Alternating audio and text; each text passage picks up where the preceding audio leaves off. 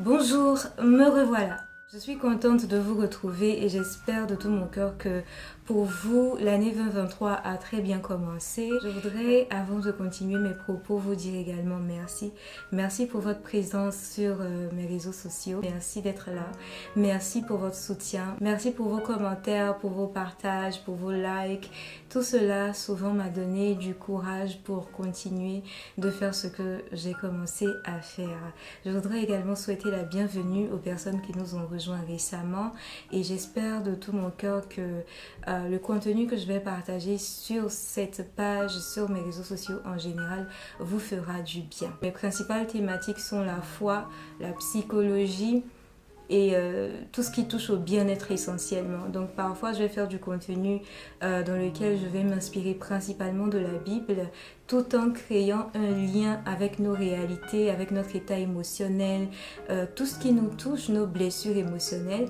D'autres fois aussi je vais simplement m'appuyer sur des connaissances scientifiques ou bien même des films parfois, tout simplement, comme je vais le faire tout à l'heure dans cette vidéo, juste pour nous encourager, pour nous partager des conseils en fait qui peuvent nous aider à avancer dans notre vie. Alors je vous souhaite encore la bienvenue, même si vous n'êtes pas chrétien, je crois que ce contenu pourra aussi vous faire du bien. Sur ce, je voudrais revenir à mon sujet du jour qui tourne autour de la réalisation de soi, l'accomplissement de soi, etc.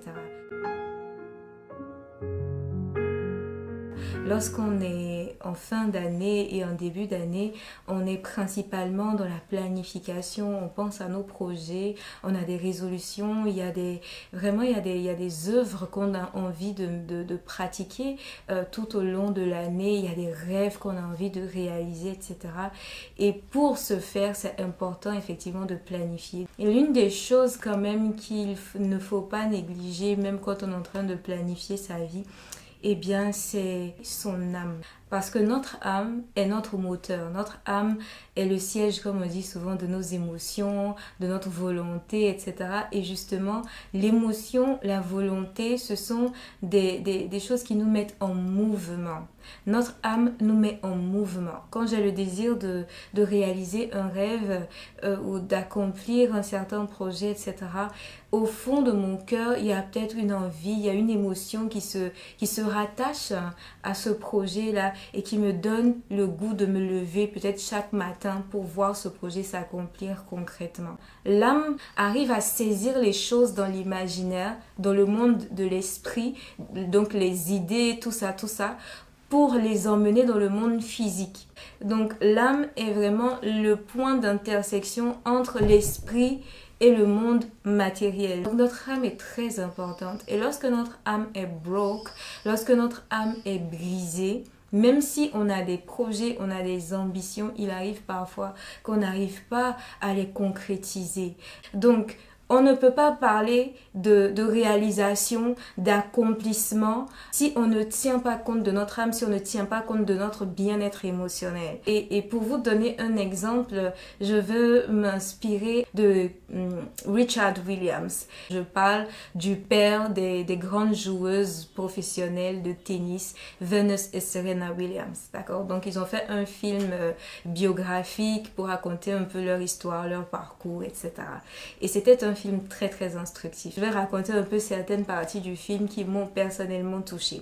Quand on parle du film King Richard, on met beaucoup l'accent sur le père visionnaire, d'accord, qui était Richard Williams. Il avait un plan pour la vie de ses filles, il avait vraiment eu la révélation de ce que ses filles devaient devenir. Il croyait profondément en ses filles, il savait qu'elles allaient devenir de grandes joueuses de tennis et qu'elles allaient devenir super riches grâce à leur talent sportif. Donc il les coachait, il cherchait aussi d'autres coachs professionnels pour elles. Il faisait en sorte que ses filles aient accès aux meilleurs équipements, aux meilleurs entraîneurs, etc.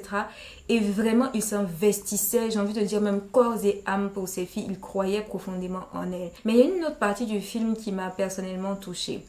Il y a un moment où Venus Williams devait passer à un niveau supérieur de sa carrière et elle devait participer à un grand championnat de tennis. Et tout le monde trouvait que Venus était prête parce qu'elle avait passé, je crois, 3 années à s'entraîner sans participer à aucun tournoi. Et son coach trouvait qu'elle était prête. Elle-même se sentait prête pour intégrer, pour participer à ce grand tournoi de tennis. Mais son père, à chaque fois, était contre. Donc lorsqu'elle venait lui dire je veux participer, il était totalement contre. C'était niet, pas question. Lorsque le coach de Venus venait et essayait de lui de le convaincre, de lui dire que sa fille était vraiment prête, qu'elle pouvait relever ce défi, il disait pas question.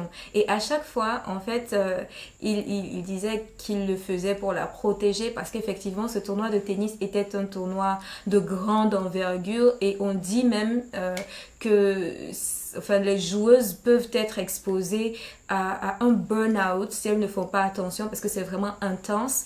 Et il y a, j'ai envie de dire, on griffe le monde entier. Vous savez que quand on regarde les films américains, c'est toujours le monde entier qui les regarde, d'accord? Donc le monde entier allait s'intéresser à ce tournoi, ça allait être quelque chose de super médiatisé, de très grand.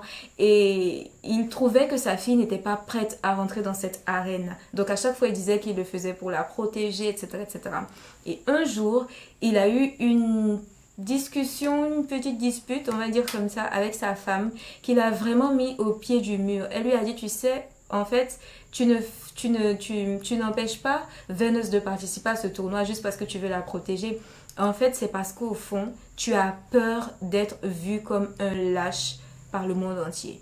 Après cette discussion qu'il a eue avec sa femme, il est allé voir sa fille Venus pour lui expliquer un traumatisme qu'il avait et un traumatisme qui s'est créé quand il était un jeune homme. En fait, plus jeune, il avait été victime d'une bastonnade ou je sais même pas si je peux dire d'un lynchage. Un groupe de personnes s'était associé pour le battre et pendant qu'il était sous les coups de ces personnes, son père à lui, donc le père de Richard Williams, est passé par là et en fait il a été témoin de cette bastonnade. Et au lieu d'aider son fils, au lieu de trouver une solution pour secourir son fils, qu'est-ce qu'il a fait? Eh bien, il a pris la poudre d'escampette et Richard Williams a donc vu son père fuir au lieu de venir le défendre. Richard Williams a été témoin de la lâcheté de son propre père. Et en fait, si jamais Venus se retrouvait donc dans cette arène, on va dire sous les projecteurs, sous le regard de multitudes, c'était à peu près comme si elle se retrouvait dans la même situation que lui quelques années en arrière et il ne savait pas s'il allait lui aussi prendre la poudre d'escampette comme son père. Est-ce qu'il allait pouvoir vraiment protéger sa fille? Est-ce qu'il allait pouvoir faire face à ce qui allait se passer si jamais quelque chose de mal se passait? Parce qu'elle aussi aurait pu être victime d'un lynchage médiatique, par exemple, comme lui a été victime d'un lynchage, mais on va dire physique, dans sa jeunesse. Est-ce qu'il allait être ce père capable de tenir bon, de soutenir sa fille, quel que soit ce qui allait se passer? Ou bien est-ce que lui aussi, il allait avoir peur? Est-ce qu'il allait fuir? Donc, pour ne pas être ce père lâche qui abandonne son enfant comme il l'a vécu, lui, dans sa jeunesse, eh bien, il a commencé à surprotéger sa fille Venus. Le père Williams, qui croyait en sa fille, a failli l'empêcher d'être propulsé dans sa destinée à cause d'un traumatisme de sa jeunesse. Un traumatisme qu'il avait certainement enfui. Et ce père était un père battant, c'était un père qui se levait pour ses filles, qui croyait en elles. Mais le traumatisme, à un moment donné, a été plus fort que sa bonne volonté. Et souvent, ce sont des choses qui nous arrivent. Tu sais que tu as du talent, tu sais que tu as un grand potentiel, tu sais que tu pourrais faire de grandes choses, mais à chaque fois, à une certaine intersection de ta vie, tu recules. Tu n'arrives pas à briser cet obstacle pour être propulsé pleinement dans ton appel, pour faire ce que tu es censé faire. Parfois, il y a un traumatisme derrière.